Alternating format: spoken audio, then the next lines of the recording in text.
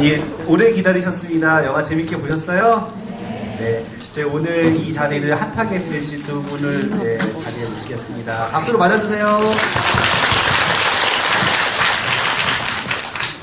안녕하세요. 안녕하세요. 정말 많이 오셨네요. 미남 박준우 셰프를 보러 오신 걸로 생각하고 있고요. 저는 오늘 진행을 맡게 된 허핑턴 포스트 코리아 편집자 김도훈이라고 합니다. 반갑습니다.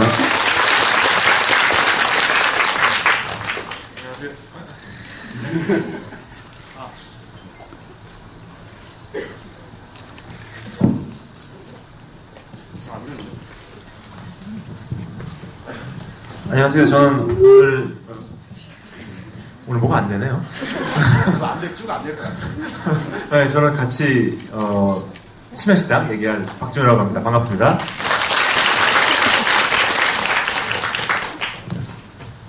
일단 제가 여기 들어오기 전에 굉장히 민망했다는 걸 말씀을 먼저 드리고 싶은데, 이 옷이 영화사 협찬을 받았거나 그런 게 절대 아니에요. 한번 일어서 보실래요? 이게 그냥 제가 굉장히 아끼는 옷이고 2달 전에 샀거든요. 오늘 정말 아무 생각도 없이 입고 와서 저기 앞에 시네큐브 들어오는데 포스터가 있잖아요. 포스터를 보는 순간 똑같은 거예요, 옷이. 그래서 절대 협찬으로 입고 왔다거나 혹은 뭐 커스튬을 오늘 웃기려고 커스튬을 맞춰 입고 왔다는 그런 게 아니라는 점을 미리 말씀드리고, 굉장히 비싼 옷입니다. 네. 비싸던 얘기 꼭 했어야 됐어요. 그럼요. 어쨌든 뭐 오늘 심야식당이라는 영화를 이렇게 많이 보러 와주셔서 감사드리고, 제가 뭐 영화를 제작한 건 아닙니다만 어쨌든 그 아베아로 원작에 저는 대단히 오랜 팬이었어요. 만화가 처음 등장했을 때부터 만화를 구입을 했었고, 사실 그 당시에 제가 시내 21이라는 잡지에 있었는데, 그때 심야일당 1권이 나왔을 때 제가 썼던 북리뷰가 아직도 시내 21에 있어요. 그 정도로 제가 좋아했다는 말씀을 드리고 싶은데, 그래서 뭐 드라마로도 한참이 나왔고, 사실 과연 이거를 영화로 만들 수 있을까라는 생각을 많이 했어요. 왜냐면 너무나 많은 자잘한 에피소드들로 이루어진 만화와 그리고 드라마이기 때문에 이거 어떻게 영화로 만든다는 이야기지? 이런 궁금증을 가졌는데, 개인적으로 영화를 꽤 재밌게 봤어요.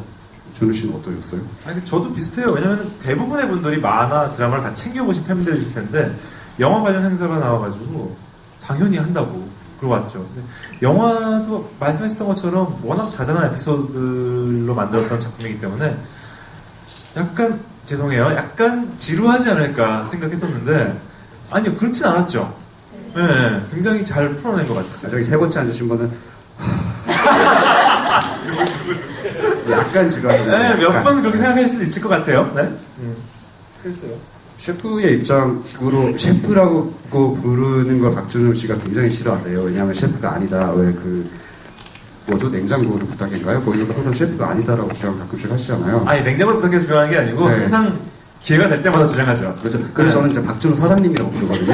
네, 그렇죠. 제가 오프티웨라는 카페의 바지사장을 맡고 있습니다. 그렇기 때문에 네, 사장이라고 부르는 자본가죠, 그러니까 자본가. 어쨌든 음식 관련 업종에서 종사하시는 분의 입장으로서 네. 봤을 때 심야식당은 어떤 영화예요? 제 영화를 좋아하는 제 입장에서는 좀 다를 것 같아요. 그러니까 사실 이 영화는 음식이 많이 나오지만 음식 영화 같진 않아요. 그렇지 않나요? 사람 살아가는 얘기고, 그 사람들이 하는 얘기를 음식을 통해서 표현하는 영화지, 음식 업계 사람들이 이거 보면서 뭔가를 생각하거나 그럴 것 같지는 않거든요. 오히려 사람에 더 포커스 맞춰져 있는 거죠. 근데 이제 그런 얘기를 음식을 너무 잘 푸는 거죠. 근데 왜 요식업계도 유행이 좀 있잖아요. 이를테면 이를테면 카모메 식당처럼 정갈한 약간 그런 일본식 조그만 음식이 유행할 때는 영화가 한번 개봉하면 그 이듬해에 경리단 어딘가에 카모메 식당이 생깁니다. 실제로. 맞아요. 그러고 한 3년 정도 지나면 일본식, 가정식 이런 가게들이 정말 곳곳에 생겨요. 그래서 가서 음식을 먹으면 그냥 양념이 좀 덜 되는 그냥 밥 같은 느낌이거든요. 근데 심야식당 같은 경우는 제가 궁금했던 게, 이 영화를 보고 이 컨셉을 가지고 과연 창업들을 할 수 있을까? 아니, 근데 이런 심야식당, 영화를 보고 한 건 아니죠. 근데 그 만화가 나오면서부터 심야식당 컨셉의 술집, 밥집들이 많아지긴 했어요. 근데 이런 분위기를 만들 수가 없죠.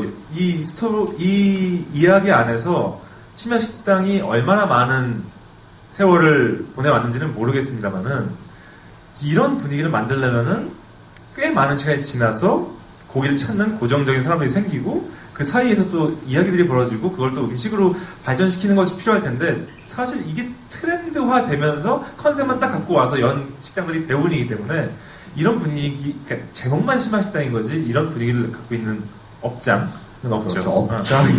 업장이라고 하셨어요. 네. 역시 자본가라고 말씀하시는 것 같고요. 그렇죠. 뭐 심야에 연다고 해서 다 심야 식당이 되는 건 아니잖아요. 근데 이걸 보면서 저는 이런 식당을 차리는 거 불가능하겠구나 라는 생각이 들었던 게 이를테면 이런 식당을 생각을 해봤어요. 어디에 차리면 좋을까? 신사동은 너무 비싸서 땅값이 너무 비싸서 안 될 테고 그다음에 해방촌 같은데 심야 식당을 만들어요. 그러면 한 2년 뒤에는 임대료를 올려달라고 할 거니까 못 차린단 말이에요. 그러면 그 자리에 계속 있을 수 있는 식당이 없다는 거예요. 근데 개인적으로는 이 영화를 보면서 신주쿠잖아요. 과연 가능할까? 저는 일본에서도 저런 식당이 가능하지 않을 거라는 생각이 들더라고요. 저도 일본을 가본 적이 없어서 모르겠는데 안 가보셨어요? 네, 한 번도 가본 적이 없어요. 그런데 그러니까 불가능할 것 같지는 않은데 왜냐면 결국은 사람의 이야기이기 때문에 누구 하나가 미친 척은 아니죠. 그 어떤 계기가 있어서 저런 걸 연다면은 분명 그 주위에서 저런 걸 원하는 사람들이 모여들 거란 말이에요. 그렇죠. 네, 근데 운이 좀 좋아야 되겠죠. 월세 받는 거에 그렇게 현이 돼 있지 않은 건물주 그리고 내가 살아가는 데 있어서 어느 정도 가질 수 있는 심적 여유, 네, 뭐 이런 것들이 좀 있어야지 저런 게 진행이 되겠죠. 굉장히 가슴을 콕 찌르네요. 왜냐하면 오프티베르가 내일로 이제 문을 닫거든요. 아니 왜 그 얘기를 하시는 거예요? 아니 개인적으로 너무 슬퍼요. 왜냐하면 그만큼 슬플까요? 네, 그렇죠. 어쩌면 슬프진 않겠죠. 저는 이제 뭐 돈이 결부돼 있지도 않고 그러니까. 근데 제가 정말 좋아하던 가게가 그렇게 오래 하지 못하고 또 문을 닫는다는 것에 대해서 굉장히 슬픔을 가지고 있기 때문에 애처로운 마음으로 한 이야기입니다. 고마워요. 내일 줄 서서 드시면 되게 좋을 것 같아요. 제가 정말 좋아하는 타르트 가게거든요. 무슨 얘기라도 여기까지 왔는지 제가 잠깐만 길을 잃었는데요. 제가 좀 전에 일본에도 이런 가게가 존재하진 않을 것 같다라고 말씀드렸던 이유는 굉장히 어떻게 보면 세팅되어 있는 이야기란 생각이 들어요. 아베 아로의 원작을 봤을 때도 그렇지만 신주쿠 뒷골목에 있는 조그만 가게인데 이 아저씨도 칼집도 있고 뭐 회를 썰다 그랬는지 뭐 싸우다 그랬는지 모르겠지만 칼집도 있고 사연이 있는 사람이지만 자신의 사연을 얘기를 하지 않고 거기 오는 사람들이 메이저리티라고 할 수 있는 사람은 거의 없어요. 뭐 야쿠자라거나 뭐 상처가 있는 여자거나 혹은 뭐 제대로 뭐 연인을 만나지 못하는 그런 약간 인생에 막아 낀 사람들 있잖아요. 근데 인생에 막아 낀 사람들이 항상 있어요. 혹은 뭐 트랜스젠더라거나 그런 주변부적인 인물들의 이야기를 어쨌든 풀어내기 위해서 이 심야식당이라는 판타지 같은 공간을 저는 만화가 창조했다는 느낌이 강하더라고요. 맞아요. 그러니까 사실 이 식당 자체가 그래요. 사람들하고 똑같죠. 그렇죠. 음식도 그렇고 여는 시간도 그렇고 그러니까 우리가 알고 있는 그러니까 우리가 생각하는 일반적인 사람, 일반적인 생활을 하는 사람, 그리고 일반적인 식당이 아니잖아요. 그러니까 그 안에서 벌어지는 스토리 때문에 만들어진 공간이에요. 맞아요. 그 박준우 씨는 여기에 크게 보면 4가지 정도 이야기가 들어있잖아요. 네. 그 중에서 가장 좋아하는 에피소드가 어떤 거예요? 가장 좋아하는 에피소드요? 저 그 마법 에피소드가 어떤 점에서요? 왜 반응이 왜 좀 제가 잘못됐나? 어떤 점에서 잘못된 게 잘못됐는데 계속 말씀해 주세요. 마법이 그냥 여러 가지 이야기가 있는 것 같아요. 그 젊은 아가씨가 일단 나와서 좋으셨답니다. 네. 죄송합니다. 네. 그러니까 그분이 이제 사람 이름 기억 못해가지고 그 캐릭터가 와가지고 도쿄에서 고생을 하다가 뭐 무전 취식을 했는데 나쁜 사람은 아니니 다시 와서 뭐 칼 가는 걸로 갚겠습니다 하면서 그러면 가지 말고 여기서 생활하면서 가게를 좀 받아오. 가장 쉽게 공감할 수 있는 분위기였던 것 같아요. 뭐 갑자기 두 남녀가 눈이 맞다가 어느 순간 돈 때문에 헤어지고 뭐 이런 거 그렇고. 그래서 그리고 음식도 그래요. 음식도. 사실 그 에피소드에서 마법보다도 저 그거가 더 와닿거든요. 국수호박? 네, 쪄가지고 이렇게 할머니 얘기하면서 네? 나눠주는 게 굉장히 쉽게 공감할 수 있는 분위기가 아니었나. 맞습니다. 특히 저는 이런 영화에서 시골에서 상경한 사람들이 자기 고향의 음식을 그리워하는 그런 에피소드가 나올 때 개인적으로 굉장히 찡한 거를 느끼거든요. 저는 마산 출신이고 그리고 부산에서 오래 자랐어요. 그래서 경상도에서 워낙 오래 살았기 때문에 서울에 올라오면 저도 되게 먹고 싶은 음식이 있어요. 근데 서울에서 제가 대표적으로 먹을 수 없는 음식이 고향 음식이 밀면이라는 음식입니다. 혹시 밀면 아시는 분? 왜 이렇게 많이 아세요? 먹어보신 분? 부산에서 오셨어요, 다들? 부산에서 사시거나 오신 분? 많이 없네. 많이 음식 자체가 유명해요, 요즘에 밀면. 그렇구나. 몰랐어요. 그래서 저는 어릴 때 저희 어머니가 음식을 잘하시는데 굉장히 주말에 밥을 하기 싫어하셨어요. 왜 니네들 때문에 주말에 또 밥을 해야 되냐. 그래서 토요일 점심에 이제 학교 갔다 오면 어머니가 꼭 저한테 돈을 이렇게 몇천 원 주시면서 집 앞에 있는 맛있는 밀면집에서 밀면을 포장을 해오라고 하셨어요. 그래서 저는 토요일 점심은 제 머릿속에 그냥 밀면이에요. 어릴 때부터. 서울에 올랐더니 밀면을 파는 집이 사실 10몇 년 전엔 전혀 없었거든요. 최근에는 그냥 겨우 몇 군데가 생겼는데 또 맛이 고향처럼 맛있진 않아요, 사실. 그래서 아직도 저는 부산하면 밀면이 떠오르고 항상 부산에 내려갈 때마다 밀면을 꼭 한 그릇씩 먹고 오곤 하거든요. 그런 어떤 자기 고향의 어떤 입맛에 대한 그런 페이소스 같은 것이 이 영화에서도 계속해서 등장을 하는데 그런 것들이 저도 굉장히 좋았던 것 같아요. 박준호 씨는 뭐 그런 고향의 푸드, 그리워지는 그런 음식이 뭐가 있나요? 아니요. 아니, 왜냐면은 저는, 뭐 이렇게. 대화를 해야 되잖아요. 지원이 있다고요. 아니, 없는 걸 만들어낼 수는 없으니까. 아니, 저는 그게 있어요. 그러니까 굉장히 영화의 스토리상 멋진 이야기고 또 음식이고 하잖아요. 근데 저는 그런 게 뭐가 있냐면은 제가 원래 어렸을 때부터 대가족에 살았거든요. 서울에서 증조 할머니, 할아버지, 할머니, 어머니, 아버지, 장할아버지, 장어머니, 저 동생, 사촌 이렇게 해서 11명이 같이 살았어요. 뼈대 있는 가문이셨군요. 예, 반남박씨 27세 손입니다. 예. 손? 예. 그래가지고 그때 추억이 뭐냐면은 서울이었기 때문에 지방색이 있는 음식은 없었어요. 근데 뭐가 있었냐면은 제가 어렸을 때 저희 집에 일요일마다 대중목욕탕에 같이 가요. 온 식구들이. 3대가 이렇게 네, 같이 가는 거예요? 4대가. 네. 그래서 그 옆에 KFC가 있었어요. 20년 전만 하더라도 KFC는 꽤 고급진 이미지를 가지고 영업을 하고 있었습니다.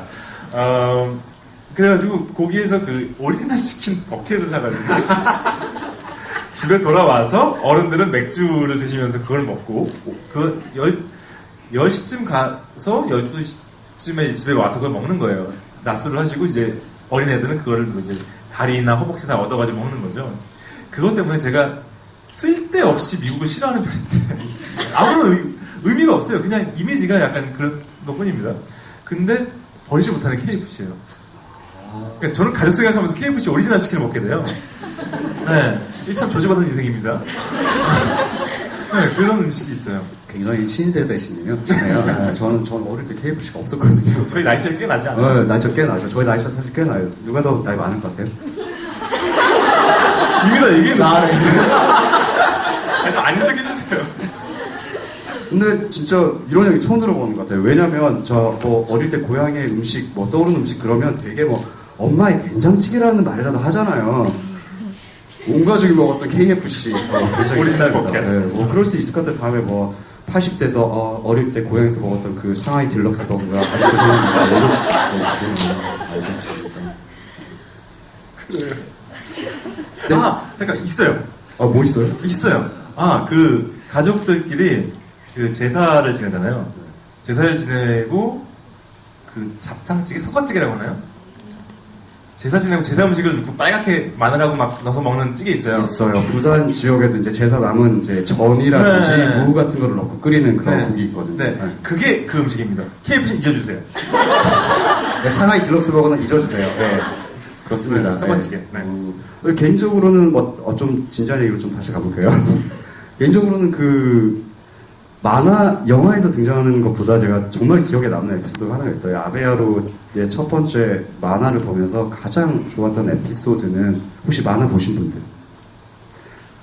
그 고양이 등장하는 에피소드가 있어요. 제가 고양이를 대단히 좋아해서 그런지 모르겠지만 거기서 되게 슬픈 트로트 가수가 한 명 나옵니다. 엔카 가수죠, 트로트에. 엔카 가수가 어쨌든 거기 와서 항상 고양이 밥을 달라 그래요. 그냥 뜨거운 밥 위에 그냥 갓저부시랑 이런 거 올린 그런 걸 말하는데 항상 와서 그걸 먹고 가는데 어느 날 그 여자가 죽었다는 소식이 들립니다. 근데 그런 뒤에 까만 고양이 한 마리가 들어와서 고양이 밥을 먹고 가는 거예요. 감사하다며. 감사하다는 그런 어떤 애티튜드를 하면서 말은 안 했겠죠, 고양이니까. 근데 그 에피소드가 어떻게 보면 이 아베야로의 어떤 원작의 정수가 아니었나라는 생각이 드는데 특히 죽음을 굉장히 많이 다루잖아요. 좀 전에 제가 말씀드렸던 것도 기억에 많이 남았던 거는 죽음을 다루는 에피소드였기 때문이거든요. 근데 이 영화도 보면 모든 음식들이 좀 죽음과 연관이 돼 있어요. 어떤 게 그렇죠? 죽음과 연관된 게 이를테면 그 처음에 에피소드를 시작하는 네. 것 자체가 남편. 이제 전반적인 이제 이야기를 쭉 이어주는 것 자체가 그 납골당에 그거를 발견하면서부터 시작이 되잖아요. 그리고 예. 후쿠시마에 죽은 아내를 그리워하는 남자 에피소드도 죽음과 이렇게 연결이 돼 있죠. 제가 포커스를 잘못 맞추거든요. 혹시 어디다 맞추고 보신 거예요? 그러니까 죽음을 오히려 그냥 배경으로 그냥 잔잔하게 깔아놓고 새롭게 만나는 사람들에 대해서 포커스 맞추고 있어요. 아, 그렇죠. 아무래도 죽음을 극복하고 나서 새로운 사람들을 만나는 에피소드들을 통해서 어쨌든 뭐 죽음이 이별이라면 새로 만나는 새로운 관계들도 있을 수 있다는 희망적인 얘기를 하고 있죠. 근데 그런 재밌는 것보다도 좀 특이하게 느꼈던 거는 그 새로운 만남이나 뭐 희망 같은 것도 그것만으로도 잔잔하더라고요. 막 어떻게 확 좋아지는 게 아니고 스무스하게 가다가 그냥 그렇구나 하고 끝나는. 일본 영화라서 그렇습니다. 대부분의 일본 영화인가요? 일본 영화 하니까 생각이 나는데 제가 이 요즘 음식 드라마 유행이잖아요. 그래서 사실 심야식당 드라마는 저는 대단히 좋아했어요. 왜냐하면 주인공도 굉장히 멋있었을 뿐더러 어쨌든 짧은 에피소드들이지만 사람 이야기를 집어넣어서 어떻게든 굴러가는 거예요. 근데 최근에 혹시 왜 혼자 막 먹으러 다니는 남자도 나오고 혼자 술 마시러 다니는 여자도 나오는 그런 짧은 드라마들 있잖아요. 저 나이가 들어서 제목이 잘 기억이 안 나는데. 고독한 미식가. 고독한 미식가죠. 술 마시는 여자 나오는 그 제목이 뭐죠? 무슨 여자? 있어요. 고독한 미식가의 약간 짝퉁 같은 느낌인데 그 여자는 항상 도쿄에 있는 맛있는 술집마다 가서 안주랑 술을 먹습니다. 되게 약간 미쳤어요. 약간 혼잣말로 키야 뭐 이런 말 정말 혼잣말로 해요. 되게 이상해요 보시면. 근데 요즘 드라마의 특징이 사람 이야기가 없어요 이제는.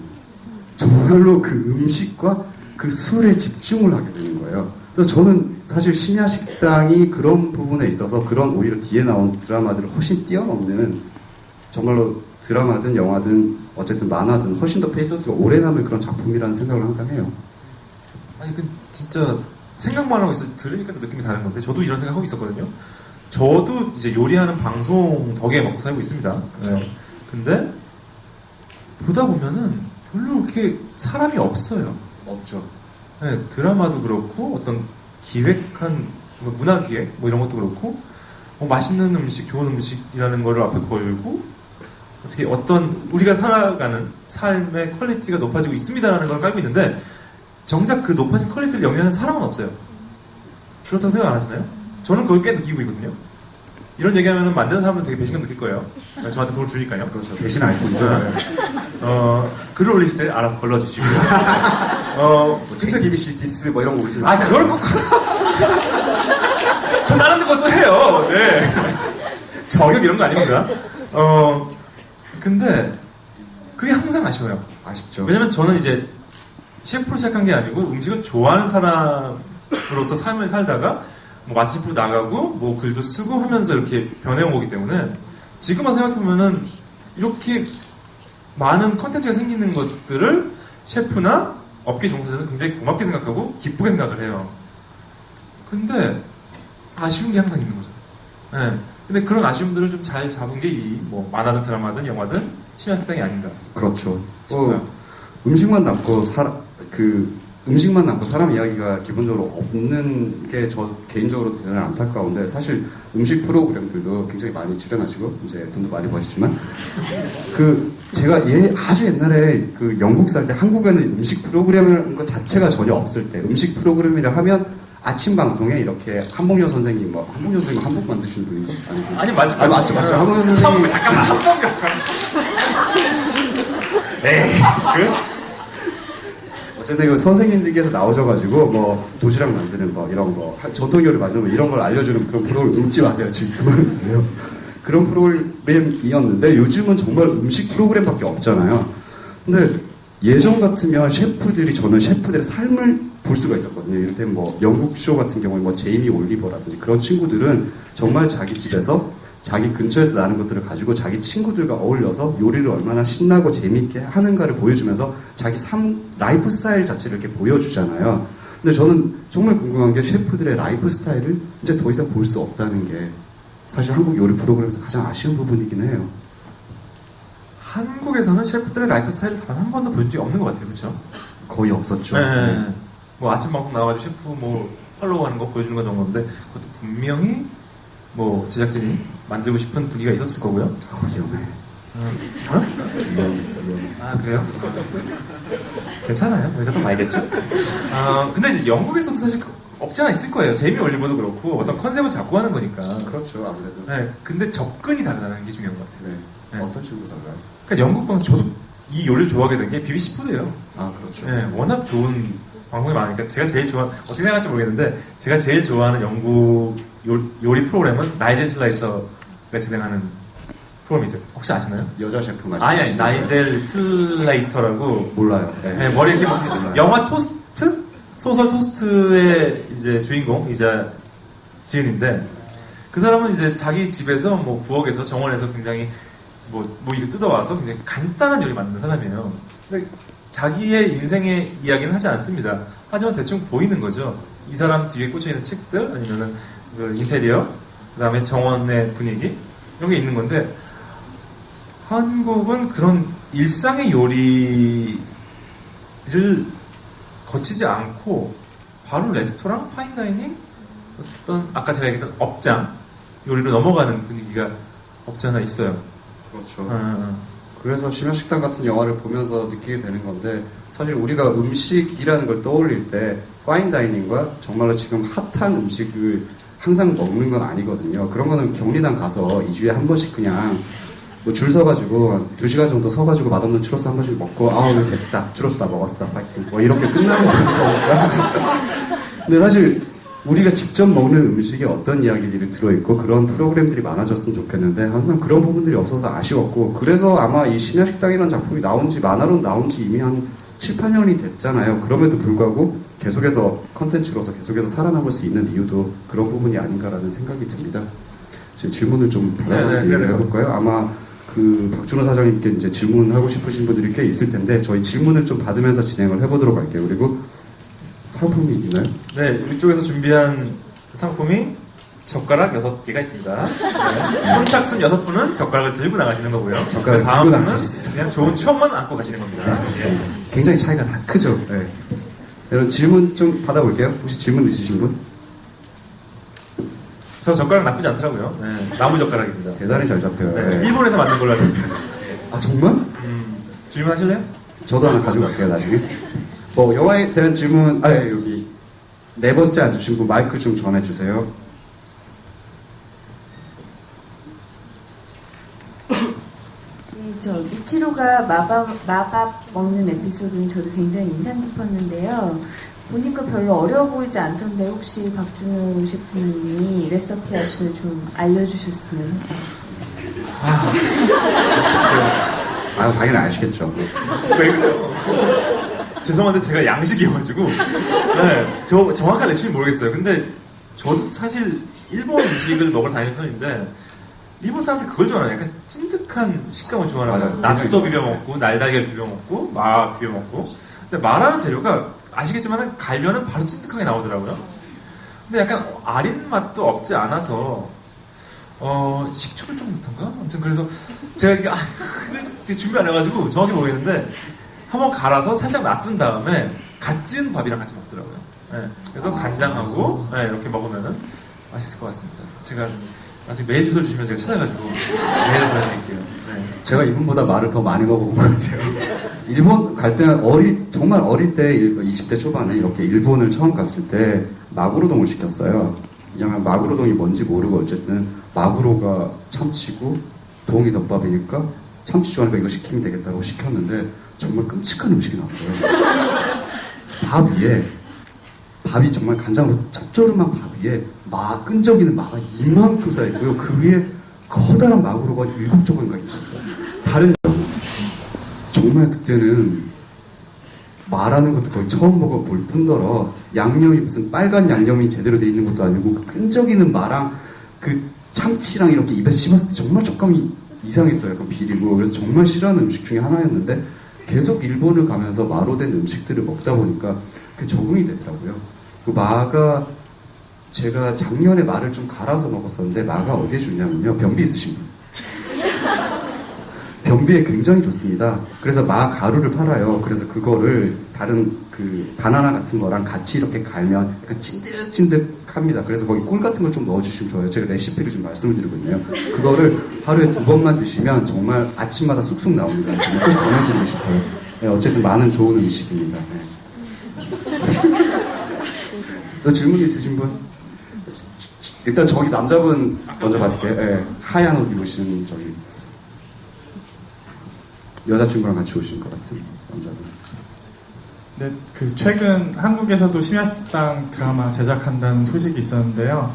그 캐스팅에 대한 그 평가를 별개로 두 분이 만약에 캐스팅을 하신다면은 마스터와 미츠루를 누구를 이렇게 하면 어울릴지 궁금합니다. 야, 이게 공개 방송이었으면 저는 다시는 저희 매체는 김승우 씨랑 인터뷰를 못 하게 되는 거죠, 그죠? 글쎄요, 저는 마스터 역할을 어떤 한국 배우가 할 수 있을까라는 생각을 안 해본 건 아니었어요. 사실 제 개인적으로는 최민수 씨가 좋을 것 같아요. 물론 모두가 그분의 지난 10년간의 기이한 행각들에 대해서 잘 알고 있습니다. 강남대로에서 제가 한 서너 번 차를 타고 가다 본 적이 있어요. 정말 그 차림 그대로 할리 데이비슨을 타고 강남 도산대로를 달리십니다. 그분이 진짜 멋있어요. 멋있는데 많은 사람들이 이해를 못하는 것일 뿐이죠. 근데 사실 나이가 꽤 있으시잖아요. 그분도 최민수 씨도 진짜 나이도 있고 지난 몇 년간 우리가 그분을 드라마나 TV에서 많이 못 봤어요. 하지만 그 사람이 사실 최무룡의 아들이라거나 여러 가지 개인적인 사정들이 굉장히 많다는 것도 알고 있고 그래서 지금 나이에 최민수 씨가 이 옷을 이렇게 입고 저 주방에 서면 뭔가 굉장히 마스터다운 느낌이 나오지 않을까라는 생각이 들어요. 어떤 분이 권하요?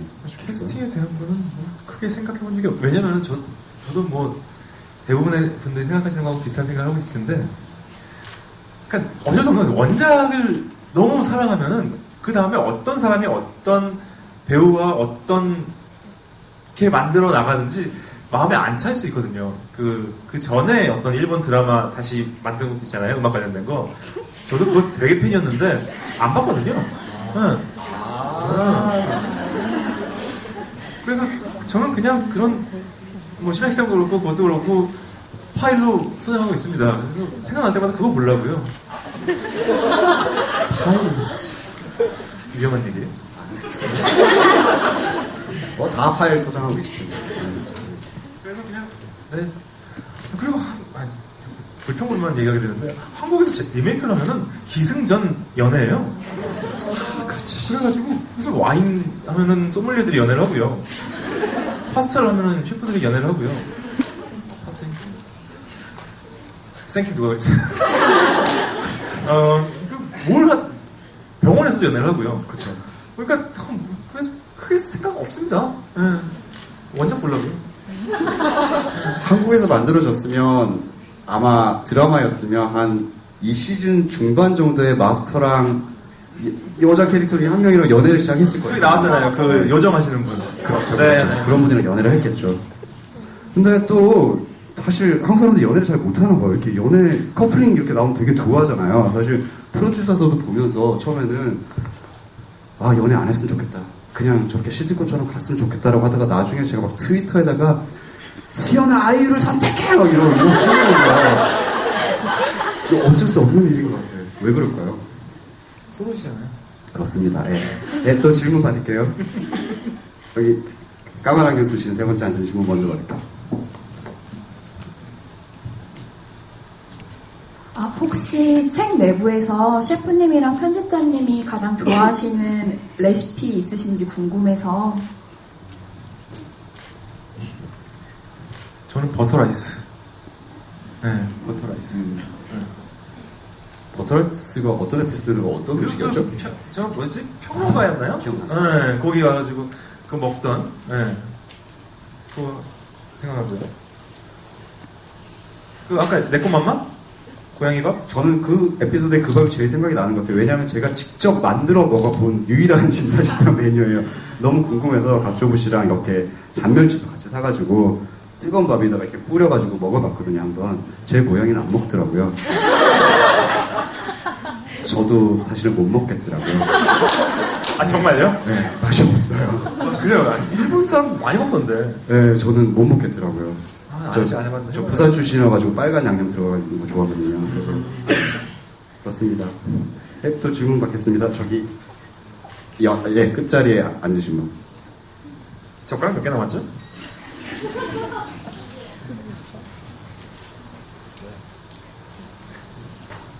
신라식당 보면서 생각을 했었는데 한국의 식객이라는 만화가 있잖아요. 이게 약간 대비가 될 것 같은데 두 만화의 느낌이랄까 영화도 나온 걸로 알고 있는데 개인적으로 생각하시는 의견 좀 부탁드릴게요. 아, 허영만 선생님이랑 비교 먼저 말씀드려요. 왜 저한테 먼저 주시는 거죠? 형원 선생님. 말씀 네. 잘하시니까. 감사합니다. 별 말씀. 예, 식객하고 약간 그 두 만화가 원하는 게 다르다고 저는 생각하거든요.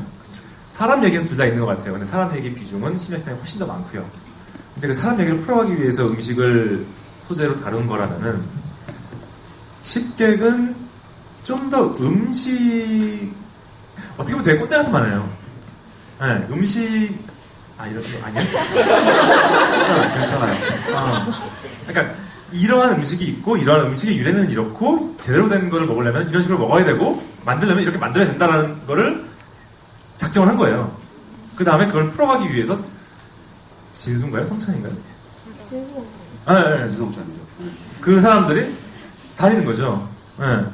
그래서 진행하는 방식이나 원하는 지향점이 완전 다른 두 만화인 것 같아요. 네. 사실 뭐 심야식당에서 음식이 그리 중요한가라고 하면 음식이 별로 안 중요할 것 같아요. 사실 이 누구나 사실 알고 있는 메뉴들이고 너무나 심플한 메뉴들이고 우리야 다 알 수는 없지만 일본인들이라면 그냥 뭐 어렸을 때 먹었던 그런 음식들 어디서나 먹을 수 있는 나폴리탄 같은 음식들 그런 것들 있잖아요. 근데 식객에게 나오는 음식점들은 굉장히 중요한 음식점들이고 굉장히 유명한 음식점들입니다. 그리고 항상 그거를 저는 그렇게 생각해요. 기업 극화 같은 느낌으로 풀어가는 부분들이 있어요, 식객은. 이를테면 제가 정말 좋아하는, 제가 평양냉면을 정말 좋아하거든요. 그 평양냉면 집들이 어떻게 서로 이렇게 집안이 갈라지고 싸우는가 이런 이야기부터 시작해서 뭐 진주냉면 이야기라든지 그러니까 한국에 정말 중요한 여러 가지 음식을 만드는 오래된 유명한 식당들이 어떻게 창업을 했고 그것을 이어나오고 있는가에 대한 이야기를 상당히 어떻게 보면 기업 극화식으로 푼 그런 작품이라는 생각이 들어요. 그래서 여러모로 대가인 허영만 선생님의 어떤 특징이 여과없이 드러나는 그런 작품인 것 같아요. 왜냐하면 저는 그 특유의 대본 속빌의 어떤 에너지 같은 거 있잖아요. 그게 그 이후 세대에서 데뷔한 만화가들한테서 그게 잘 나오지 않아요. 좀 거치긴 하지만 뭔가 정말 사람을 되게 두근두근하게 만드는 그 거친 에너지 같은 게 있는데 그 어떤 대본소 시절의 어떤 힘 같은 것들이 굉장히 세련되게 그냥 음식이라는 주제로만 바꿔서 이어지는 뭐 허영만 선생의 대표적인 작품이 식객이라는 생각이 드는데 그런 점에 있어서 두 작품이 가지고 있는 포인트가 대단히 다르다는 생각이 들어요. 근데 아쉽긴 해요. 한국도 만화가 굉장히 많긴 한데 음식을 통해서 사람의 이야기를 해주는 만화들이 사실 그렇게 많지 않거든요. 뭐 오므라이스 잼잼 같은 경우는 개인적으로는 굉장히 좋아하지만 그 항상 캐릭터가 가족이기 때문에 그거를 조금 벗어나는 이야기가 나오면 좋지 않을까라는 생각을 저는 항상 하고 있습니다. 만화 얘기가 나와서 말인데 한국에서는 요리, 영화나 음식, 뭐 드라마 이런 거가 그거보다 만화가 더 잘 나오는 것 같긴 해요. 그렇죠. 아무래도 뭐지 술도녀 뭐 이런 거 있고 술도녀가 뭐죠? 그 다음에서 하는 거 있어요. 그래요? 예. 아무튼 뭐 만화가 오히려 조금 자유분방하게 물론 오롱날 잼잼도 좋지만은 그건 맞는 것 같아요. 한국에서만 벌어지니까 좀 한계가 있고요. 좀 아쉬운 점이 있지만은 그 외 소소한 에피소드를 가지고 있는 만화도 많이 있는 것 같아요. 네. 알겠습니다. 질문 받을게요. 눈이 제일 먼저 간 제일 앞에 앉아 계신 분은 오렌지 머리 염색 예쁘게 하십니다. 맞습니다. 만약에 두 분이 심야식당의 마스터라면 손님들한테 해주고 싶은 음식이 무엇인가요? 아, 약간 그 돈지루처럼 기본적으로 있는 요리? 그렇죠? 네. 뭔지 아시죠? 제가 집에 있을 때 뭐 아무것도 해먹고 싶지 않지만 뭘 해먹어야 될 때 뭐 라면도 떨어지고 진짜 냉장고에 넣는데 아무것도 없을 때 기본적으로 갖춰져 있는 걸로만 해야 될 때 해먹는 요리가 있어요. 저는 버터를 대단히 좋아하거든요. 버터에는 돈을 아끼지 않아요. 그래서 제가 제일 뭐 이즈니 버터 혹시 아시는 분? 돈 많으신 분들이 비싼 이즈니 버터. 또 신세계 가면 이즈니 버터라는 버터가 있는데 그게 프랑스 버터입니다. 근데 너무 맛있어요. 그래서 그거를 조금 이렇게 프라이팬에 그걸 쫙 녹여가지고 거기다 볶으면 뭐든 뭘 볶아도 맛있거든요. 그래서 저는 뜨거운 집에서 밥을 안 해요. 그냥 햇반을 그냥 뜨겁게 데운 다음에 죄송합니다.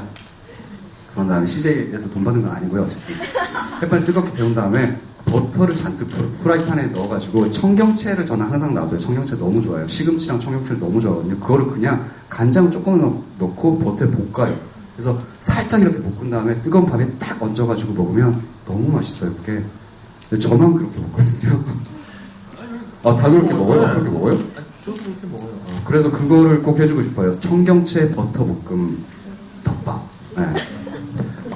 이거 뭐 제 메뉴는 따로 있겠지만은 저도 청경채는 아니지만은 배추를 버터에 볶아 먹거든요. 버터 구워 드신 분 있나요? 네. 왜냐면 배추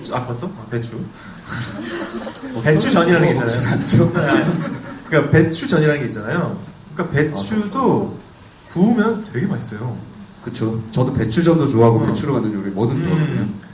그게 그 이즈니 버터 얘기가 나와서 말인데 그건 이제 프랑스 AOC 그러니까 원산지가 확실한 버터를 얘기하는 건데 이즈니 동네에서 만드는 거죠. 근데 한국에서 마가린이 많이 있잖아요. 마가린을 드시면 버터 드시면 그 풍미가 확 달라요. 특히 뭐 대형마트 가면은 버터라고 사는데 버터가 아닌 게 많잖아요. 너무 많죠. 대표적으로 그거 있어요. 노란 뚜껑에 I can't believe it's not 버터가 써 있는 거지. 네. 하지만 써놨습니다. 이건 버터가 아니라고. 그러니까 그거 잘 보시고요. 그 얘기를 꼭 하고 싶었어. 사람들이 모르는 사람이 많아가지고. 저는 항상 백종원 씨의 그 하는 거 보면서 설탕 팍팍 넣잖아요. 그러면서 뭐 이 정도 안 죽는다. 왜 이렇게 무서워하느냐고 하는데 저는 괜찮은 것 같아요. 그 정도. 왜냐면 설탕을 많이 먹는 게 그렇게 보면 안 좋나요? 그거는 식용과 사람들하고 한번 얘기를 해보시고요. 왜냐면은 네. 근데 원래 음식점 가서 음식 드시잖아요. 그러면 설탕이 어마어마하게 들어가요. 여러분 밖에서 음식 더 많이 먹잖아요. 항상 설탕을 엄청나게 드시고 계시는 거고요. 백종원 씨는 오히려 그보다 살짝 덜 넣는 거예요. 그러니까 그분도 많이 넣는 것 같은데 일반적으로 지금 우리가 평소에 먹는 음식에 설탕이 어마어마하게 들어가는 건 맞습니다. 네. 그리고 식빵 사시잖아요. 그 식빵에 설탕이 얼마나 들어가는지 아마 보기 전에 믿을 수 없을걸요. 모든 음식에 많이 들어가 있어요. 뭐 참치 통조림에도 뭐 각설탕 4개가 들어있다, 몇 개 들어있다는 그렇죠. 얘기 하잖아요. 그러니까 버터도 마찬가지예요. 버터보다는 뭐 식물성 기름이 좋을 것 같고 하지만은 그 정도 먹어서는 안 죽어요. 그럼 맛있게 먹으면 절대 안 죽고요. 버터로 뭘 항상 볶아 먹는 건 아니지만 뭘 볶아 드실 때 이 버터는 정말 콜레스테롤도 높고 건강에 안 좋다던데라는 염려를 한번 이렇게 살짝 거두시고요. 올리브유 말고 정말 버터로 야채든 뭐든 한번 집에서 좋은 버터를 써서 볶아보세요. 그리고 소금만 살짝 쳐보세요. 너무너무 맛있어요. 그리고 뭐 아시겠지만 버터는 잘 타니까 너무 뜨겁게 하시면 안 됩니다. 네. 그렇습니다. 아무튼 그리고 저 같은 경우는 샌드위치 할 것 같아요. 네. 저는 이제 버터 다음으로 좋아하는 게 마요네즈거든요. 뭐든지 마요네즈에 먹어요.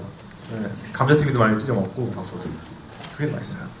근데 이제 참치 통조림 아니면은 오이 그다음에 뭐 닭가슴살 뭐 이런 식으로 마요네즈에 재료만 바꿔가지고 샌드위치 만들어 먹거든요. 오이 샌드위치 제가 정말 좋아하는데 영국에서 많이 먹잖아요. 많이 먹어요. 예. 야하게 슬라이스 해가지고 소금이나 식초에 절여놓고 뭐 민트를 넣으면 더 영국 음식 같겠죠. 맛있겠다. 그래서 한쪽에는 버터를 바르고 한쪽에는 마요네즈를 발라서 사이에 절인 오일을 껴서 먹는 거예요. 저는 거기 꿀을 조금 넣어요. 그것도 맛있죠. 맛있죠. 민트 젤리 있으면 발라도 상관없을 것 같고요. 그리고 이제 참치 말고 닭가슴살을 쓸 때 강황가루 요새 많이 팔잖아요. 카레 가루 말고요. 카레, 뭐 오뚜기 카레 뭐 이런 거 사면은 전분이 들어있어가지고 떡이 지고요. 강황이라고 써 있는 거 있는데 그거를 이제 마요네즈, 그 닭가슴살 통조림, 그 다음에 강황가루 잔뜩 하면 노랗게 나와요. 그거 먹으면 꽤 맛있어요. 그런 식으로 샌드위치는 기본적으로 심야식당에 박준호의 심야식당에는 있을 것 같아요. 이 시간에 이런 얘기가 되게 고통스럽지 않아요? 네, 또 질문 받겠습니다. 여기 앞에 앉으신 분. 저에게 기회를 주셔서 일단 감사합니다. 그 6월 8일인가 그 코바야시 카오루는 실제로 내놓으셨을 때 같이 그 계셨던 걸로 알고 있는데 저는 그냥 들은 얘기인데 그때 말씀을 별로 못 하셨다고 들었는데 혹시 그때 좀 하고 싶었던 말씀인데 못 하셨던 거나 아니면은 실제로 만나뵌 마스터 역할 하신 배우분이 어떠셨었는지 그냥 개인적인 소감이 조금 궁금합니다. 네, 2번 했었는데 제가 그게 있어요. 기본적으로 성향이 굉장히 게으르기 때문에 제가 굳이 말을 하지 않아도 되는 상황이면 무리하지 않습니다. 아마 2번째 날에는 그 코바야시 아저씨하고 저하고 이제 둘이 해가지고 조금 많이 했었는데 첫째 날은 오동진 평론가님이 계셨어요. 그분이 진행하시니까 뭐 굳이 뭐 나서서 시끄럽게 할 필요 없잖아요. 말이나 몰리지. 그래서 가만히 있었던 거를 뭐 들으셨던 것 같고 뭐 하고 싶었던 얘기가 딱히 있진 않았어요. 왜냐면 저도 뭐 팬으로서 이 사람 옆에 이런 옷을 입고 계셨었는데 이 사람 옆에 앉았다는 것만으로 너무 설레고 기분이 좋아가지고 그냥 그렇게 시간을 보냈던 것 같아요.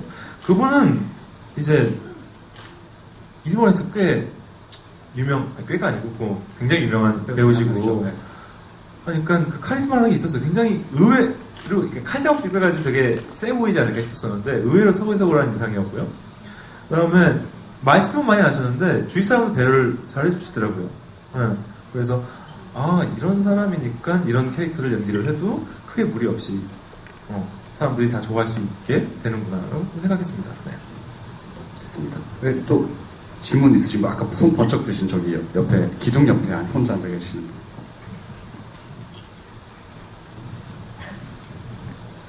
네, 혹시 영화에서 나온 요리들 중에 약간 변형시키면 더 괜찮겠다 싶은 게 혹시 있는지 궁금합니다. 셰프님? 네, 저한테 하신 얘기겠죠? 영화에서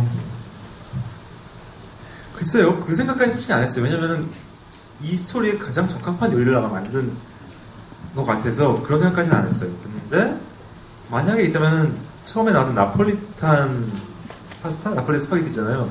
그게 사실 이탈리아에 있는 나폴리탄하고 일본에 있는 나폴리탄하고 다르거든요. 그래서 약간 그걸 변형시키지 않을까? 조금 더 유럽 느낌 나게.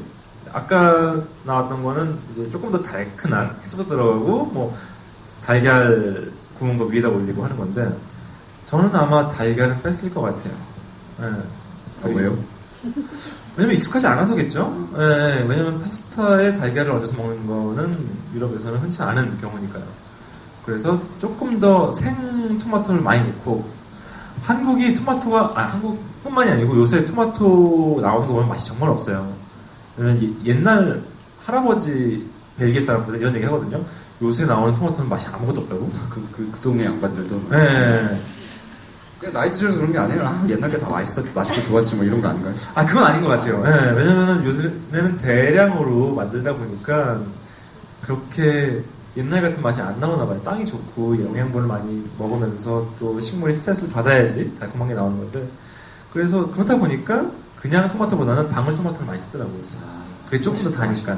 그래서 그 일반적인 나폴리탄 스파게티를 만든 다음에 소스가 완성되기 직전에 방울토마토를 더 넣고 한 번 끓여서 먹을 것 같아요. 그러면 아주 달콤한 맛있는 파스타가 되지 않을까.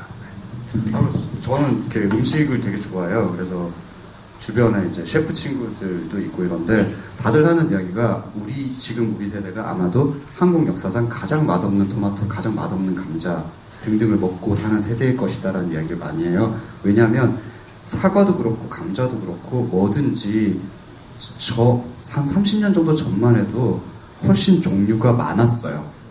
맛이 다 달랐어요. 모양도 다르고 맛도 다르고 모든 게 달랐어요. 풍미가 달랐는데 한국이란 나라가 어떤 나라입니까? 만들기 쉽고 가공하기 쉽고 팔기 쉽게 하나의 품종으로 정리를 해버리는데 굉장히 능한 나라예요. 그래서 그 모든 품종들을 깡그리 정리를 해서 지금 한국은 몇 품종들이 없어요. 그렇기 때문에 여러분은 정말로 전 세대보다도 훨씬 더 맛없는 감자와 토마토를 사실은 드시고 계시는 거예요. 저는 그게 항상 아쉬워요. 왜냐면 유럽을 가면요, 혹은 일본만 가도요, 마트에 가면 감자 종류가 정말 열 몇 개씩 있고요. 토마토 종류가 엄청나요. 채소마다 종류가 다 다른데 한국은 뭐 이 마트를 가든 뭐 롯데마트를 가든 어딜 가든 똑같은 품종밖에 없잖아요. 그러니까 다들 그냥 똑같은 맛의 채소와 그런 것들을 먹고 있는 거예요. 그래서 그런 게 굉장히 아쉬워서 그런 부분에 있어 식자재를 정말 좋고 다양한 걸 구하기가 힘들기 때문에 어떻게 보면 많은 식당을 갔을 때 맛들이 다 비슷비슷하다고 느끼지 않나 그런 생각도 가끔은 합니다. 이거에 대해서는 진짜 하고 싶은 얘기가 많은데 하나 끝도 없을 것 같고요. 시간이 없거든요. 그래서 마지막으로 한 번만 질문 받고 끝내겠습니다. 고르세요. 아이고, 저기 제일 끝에 이렇게 너무 이렇게 가열차게 손을 들고 계신 분이 계셔가지고요. 예. 심지어 혼자 오셨어요. 예. 네, 저는 혼자 노는 거 굉장히 좋아합니다. 감사합니다. 저는 만약에 신야식당이라는 식당이 실제로 있다면 너무 소중해서 아무한테도 안 가르쳐주고 싶고 저 혼자만 알고 싶을 것 같은데요. 저는 아직 서울에서 그런 식당을 발견하지 못했어요. 혹시 두 분은 알고 계신 식당이 있나요? 그런 식당? 만약에 알고 있다면 얘기를 하지 않겠죠. 당연히 안 하죠. 저도 이제 새로 생긴 식당들 찾아가는 거 되게 좋아하는데 찾아가서 꼭 그렇게 그 아름다운 여성분 두 분이 나오셔가지고 이렇게 생긴 거 들고 다니면서 이렇게 콕콕 찍는 프로그램 있잖아요. 그 프로그램이 모든 식당을 휩쓸기 시작하면서 제가 좋아하던 조그만 식당들이 그 프로그램 한 번만 나오고 나면 그다음부터 줄을 정말 몇 주간 서고 이런 일들이 계속 반복이 되면서 절대로 내가 좋아하는 식당은 알리지 말아야겠다 라는 생각을 하고 있는데 사실 그런 식당이 좀 없긴 합니다. 아직도 지금도. 맞아요. 항상 저는 오프티베리를 하고 다녔어요. 식당은 아니지만 타르트가 정말 맛있다. 그리고 얼마 전까지만 해도 사람이 많이 없었거든요. 네. 네, 근데 이제 문을 닫는다고 하니까 이제 줄 서서 맞아, 알고 있어요. 아까 그 샘킹 혹시 그쪽에서 나왔나요? 아닌가요? 그래가지고 사람이 없어가지고 지인들끼리 모이기 되게 좋았어요 처음에는. 그쵸. 우리 항상 모여서 그냥 와인 마시고 막 손님 없어가지고 그랬거든요. 근데 이제 문 닫는다고 하니까 줄 서서 먹고. 그렇습니다. 내일 문 닫지만 말씀드립니다.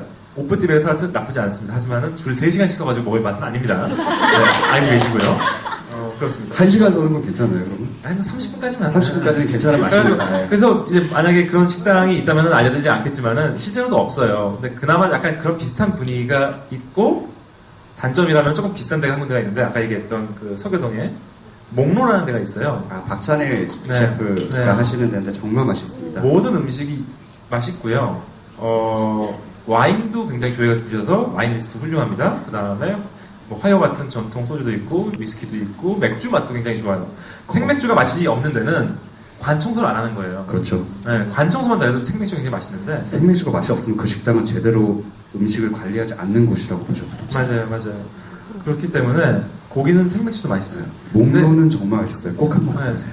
분위기도 좋고 다 좋아요. 근데 비싸요. 그건 알고 계세요. 네. 비싸고 예약을 해야 되죠. 네, 그리고 직원분들이나 사장님이 시크해요. 네, 알고 가셔야 됩니다. 네. 친절하지 않습니다. 네. 저는 개인적으로 제 또 친구가 하는 식당 그냥 말씀을 하나 드리자면 뭐 이태원에 리버틴이라는 식당이 있는데 거기는 제가 항상 그냥 앉아 있어요. 저녁이 되면 맛있어요. 그 이탈리아 친구가 한국에 놀러 왔을 때 거기를 데려와서 파스타를 제가 사주는 용감한 짓을 했는데 정말 맛있다고 그러더라고요. 이탈리아 사람이 맛있다 그러면 맛있는 거겠죠. 네. 개인적으로 지금 저희가 좋아하는 식당이 그 정도인 것 같아요. 그러면 이제 시간이 많이 돼서 이제 마무리할 시간이 됐습니다. 어쨌든 이렇게 늦게까지 자리 지켜주시고 많이 별 시덥잖은 소리 많이 웃어주시고 감사하고요. 박진우 셰프님께 마지막으로 큰 박수 한번 부탁드립니다. 감사합니다. 네. 감사합니다. 감사합니다. 네. 푸디베르 내일 문 닫습니다. 허핑턴 포스트 조회수 많이 올려주세요. 네.